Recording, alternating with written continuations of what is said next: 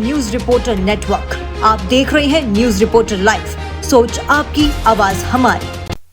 नमस्कार, आप देख रहे हैं न्यूज रिपोर्टर नेटवर्क और मैं हूं आपके साथ वंदना सती। शुरू करते हैं खबरों का सिलसिला, लेकिन उससे पहले नजर डालते हैं सुर्खियों पर। उत्तराखंड कांग्रेस की मुख्य प्रवक्ता गरिमा दसवानी ने किया बीजेपी पर पलटवार। कहा, महिला सुरक्षा का मुद्दा फुटबॉल की गेंद नहीं जिसे विपक्ष के पाले में डालकर बीजेपी अपनी जिम्मेदारी से पल्ला झाड़ ले। हिंडनबर्ग की नई रिपोर्ट आने के बाद कांग्रेस करेगी 22 अगस्त को देशव्यापी ईडी घेराव। देहरादून के चक्राता रोड स्थित आनंदम रेस्टोरेंट के महिला वॉशरूम में अज्ञात व्यक्ति द्वारा मोबाइल छिपाकर रिकॉर्डिंग करने का मामला सामने आया। देहरादून के शिक्षा निदेशालय में नियुक्ति पत्र वितरण कार्यक्रम का आयोजन। सीएम धामी द्वारा 400 से अधिक सहायक अध्यापकों को नियुक्ति पत्र वितरित। अब खबरें विस्तार से। बीजेपी राष्ट्रीय प्रवक्ता प्रत्यूष कांत ने शुक्रवार बीजेपी पार्टी कार्यालय में प्रेस कॉन्फ्रेंस कर पश्चिम बंगाल के हालात पर टीएमसी सरकार को घेरा। उन्होंने कहा कि महिला डॉक्टर के साथ दुष्कर्म और हत्याकांड हो गया, लेकिन ममता बनर्जी सरकार सोई हुई है। मेडिकल रिपोर्ट आने के बाद पता चल गया है कि मामला कितना गंभीर है, लेकिन ममता सरकार अभी तक चुप्पी साधे हुए है। साथ ही उन्होंने कहा कि ममता सरकार अपराधियों को बचाने का काम कर रही है। इसके साथ ही उन्होंने विपक्ष पर निशाना साधते हुए कहा कि इस मामले में अभी तक राहुल गांधी की जुबान से एक शब्द नहीं निकल रहा है। गाँव में छोटे छोटे कस्बों में लोगों को देखा है कि लोग पूछ रहे हैं हो क्या रहा है। एक हमारी लड़की जो इतना मेहनत करके घर की बेटी बहन डॉक्टर बनती है और उसके साथ इतना बड़ा घटना होता है, ऐसा दर्दनाक रेप और मर्डर होता है, और वेस्ट बंगाल सरकार ममता बनर्जी सरकार क्या कर रही है। आप सब लोग को याद है, लास्ट 6-7 दिन से आप सब लोग देख रहे हैं, अगस्त 9 का ये एपिसोड है, ये जो ट्रेजिक इंसिडेंट हुआ है। पहला रिएक्शन क्या आया? सुसाइड है। आपने बोल दिया कि ये सुसाइड है। उसके फादर मदर को फोन करके बोला सुसाइड है। जब हॉस्पिटल के सारे बच्चे, हॉस्पिटल के लोग खड़े होकर बोले क्या बोल रहे हैं, ये सुसाइड नहीं है, ये एक मर्डर है।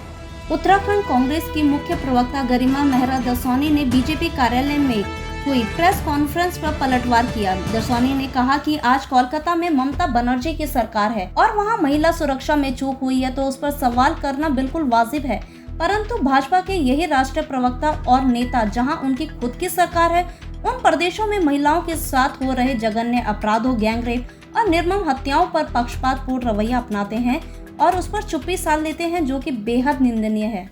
मैंने भी सुना कि कोई राष्ट्रीय प्रवक्ता यहाँ पर आकर ममता बनर्जी सरकार पर हमला बोलकर गया है और कोलकाता कांड की पूरा लेखा जोखा उसने यहाँ पर रखना भी चाहिए। महिला सुरक्षा एक ऐसा मुद्दा है जिस पर चुप्पी तो बिल्कुल नहीं साधनी चाहिए और सत्ता पक्ष को तो काफ़ी मुखर होकर बोलना चाहिए। लेकिन सवाल यह है कि क्या यही तेवर उन्नाव में, हाथरस में और कठुआ कांड में इन्होंने दिखाए? क्या यही तेवर इनके अंकिता भंडारी हत्याकांड में थे? तो कहीं ना कहीं उनका ये कहना कि अंकिता भंडारी हत्याकांड के जितने अपराधी थे सब जेल की सलाखों के पीछे हैं, तो मैं पूछना चाहती हूं कि कोलकाता में कांड होता है तो केंद्र सरकार झट से सीबीआई की संस्तुति कर देती है, सीबीआई जांच करवाती है, लेकिन यहां अंकिता भंडारी हत्याकांड को 2 साल होने जा रहे हैं, लेकिन अभी तक जो है सीबीआई की जांच की बाट जो रही है उत्तराखंड की जनता।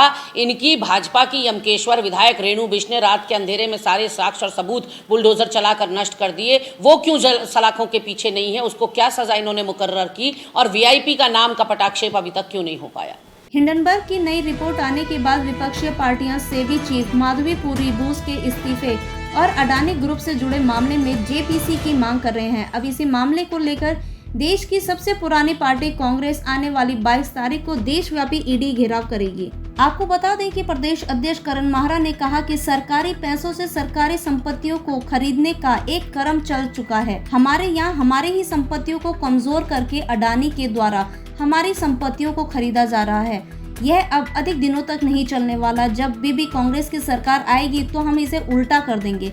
जिस प्रकार से भारतीय जनता पार्टी सीबीआई और ईडी का दुरुपयोग विपक्ष को दबाने के लिए कर रही है, इसी का हम भारी विरोध कर रहे हैं और 22 तारीख को हम राष्ट्रीय व्यापी ईडी का घेराव करने जा रहे हैं। तो तरीका है काम करने का, सरकारी पैसे से सरकारी संपत्तियां खरीदने का जो एक क्रम चल पड़ा है इस देश में। हमारे बैंक लोन दे रहे, हमारी संपत्तियों को कमज़ोर करके उनको ख़रीदा जा रहा है अडानी के द्वारा। तो ये जो चल रहा है ये ज़्यादा समय तक चलने वाला नहीं है।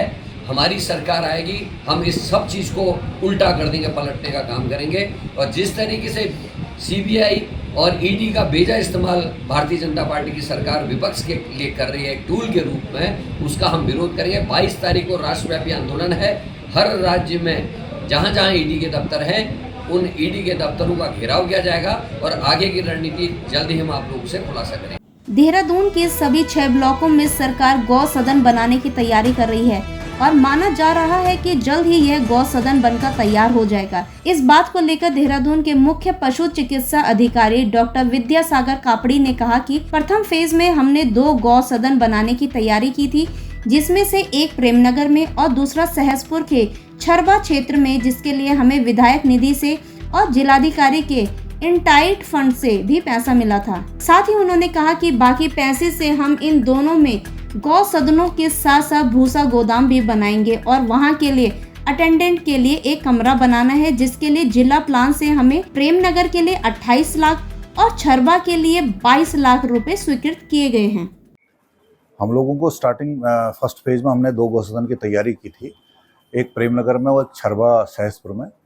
तो इसमें से हमको विधायक निधि से भी पैसा मिला, कुछ अनटाइट फंड से जिलाधिकारी महोदया द्वारा भी दिया गया था।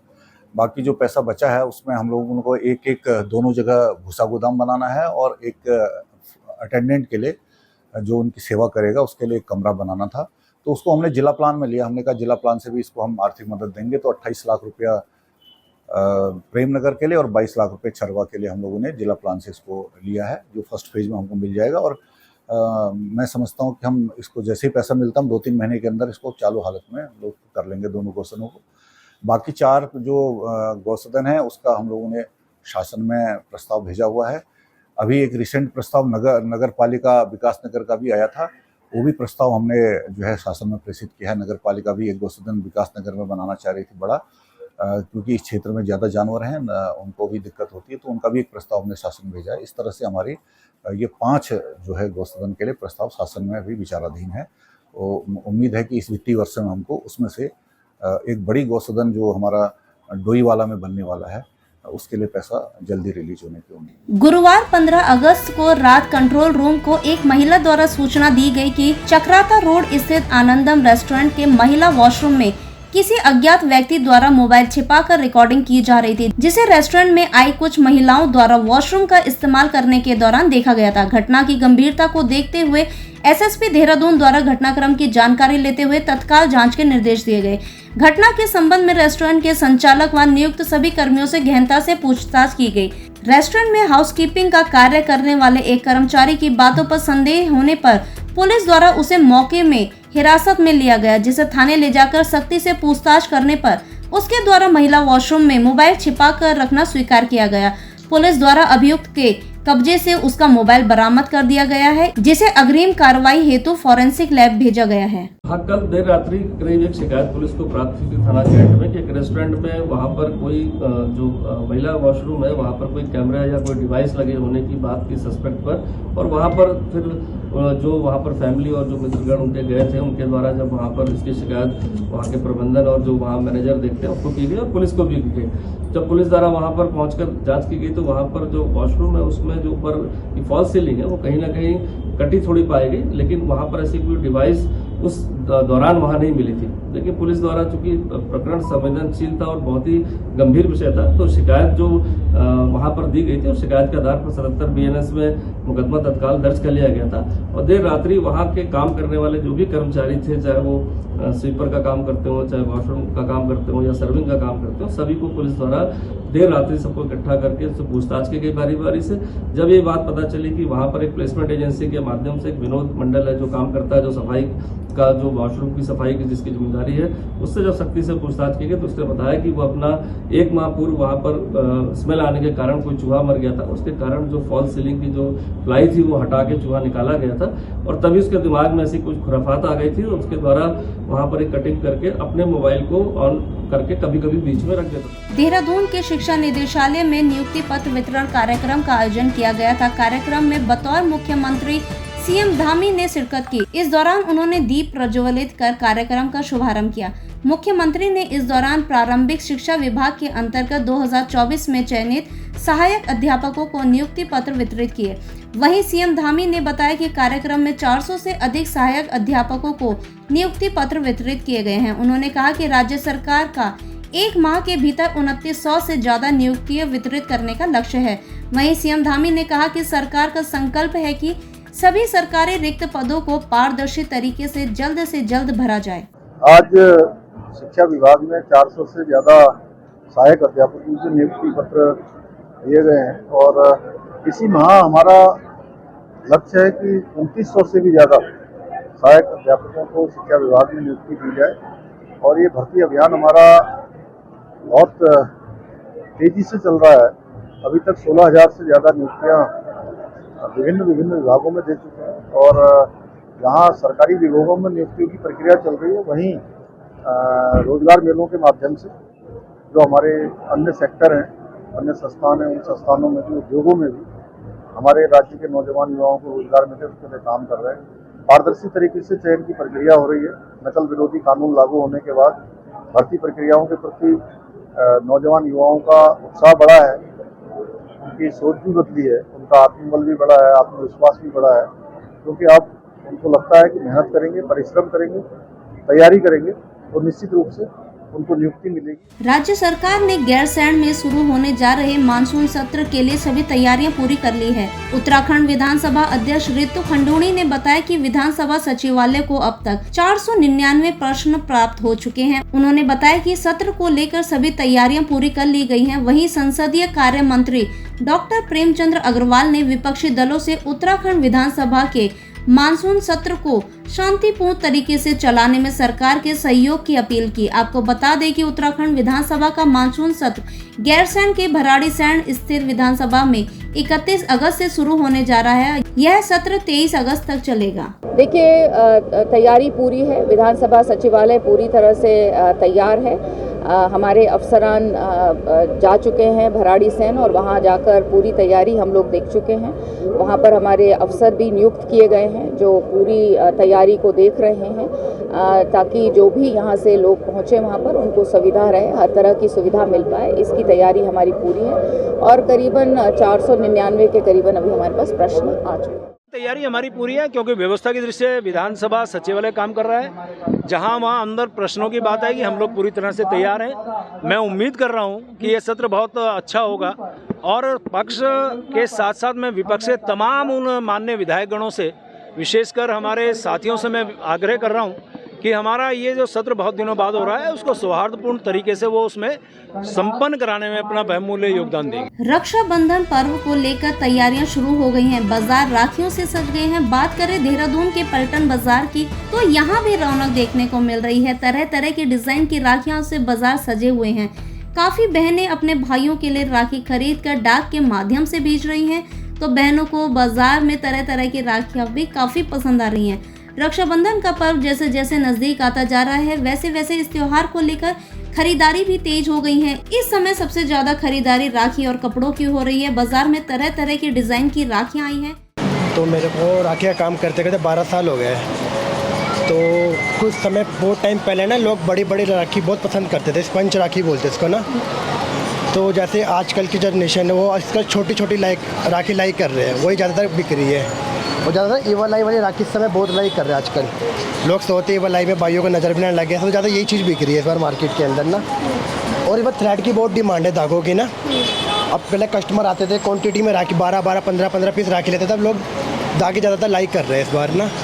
और बाकी अच्छा रिस्पॉन्स है मार्केट में राखी का और लोग अच्छी खरीदारी कर रहे हैं मार्केट में। देहरादून में अब जल्द ही नगर निगम को कूड़ा उठान का भुगतान QR कोड की मदद से किया जा सकेगा। नगर आयुक्त गौरव कुमार ने बताया कि स्मार्ट सिटी लिमिटेड के तहत जल्द ही सभी देहरादून वासियों को QR कोड वितरित किए जाएंगे। इसके साथ ही कूड़ा उठान की गाड़ियों पर भी QR कोड लगाया जाएगा। जिस घर से भी कूड़ा उठान का कार्य किया जाएगा उसका QR कोड स्कैन होगा, जबकि जिस घर से कूड़ा नहीं उठेगा उसकी सूचना निगम को प्राप्त होगी। उन्होंने बताया कि QR कोड की मदद से एक ओर जहां पारदर्शिता बनी रहेगी, वहीं दूसरी ओर डिजिटल इंडिया की मुहिम को भी बढ़ावा मिलेगा।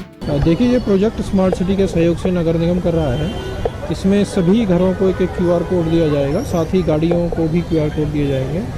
जिस घर से भी गाड़ी कूड़ा उठान करेंगे उसका QR कोड स्कैन होगा। जहाँ से कूड़ा नहीं उठेगा उसकी हमको तत्काल सूचना मिल जाएगी। इससे बेटर मॉनिटरिंग सुनिश्चित हो पाएगी, बिल्कुल होगी। और उस QR कोड को हम कुछ समय पायलट प्रोजेक्ट करने के बाद जनता के लिए भी खोल देंगे, ताकि सभी लोग देख पाएँ कि गाड़ी कूड़ा उठा रही हैं अथवा नहीं उठा रही हैं।